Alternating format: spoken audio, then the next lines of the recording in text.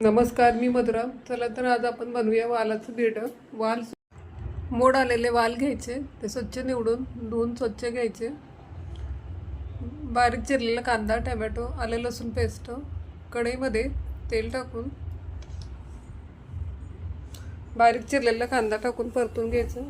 हिंग टाकून परतून घ्या. 1 चमचा जिरं. कांदा लालसर होईपर्यंत परतून घ्या. अद्रक लसूण पेस्ट टाकून व्यवस्थित मिक्स करून घ्या. हिरव्या मिरच्या 3, बारीक चिरलेला टोमॅटो टाकून परतून घ्या. कांदा लसूण मसाला 1 चमचा, गरम मसाला 1 चमचा टाकून व्यवस्थित मिक्स करून घ्या. बारीक चिरलेले वांगे, वाल टाकून व्यवस्थित मिक्स करून घ्या. चवीनुसार मीठ टाका. गरम करून घेतलेलं पाणी टाकून मिक्स करून घ्यायचं.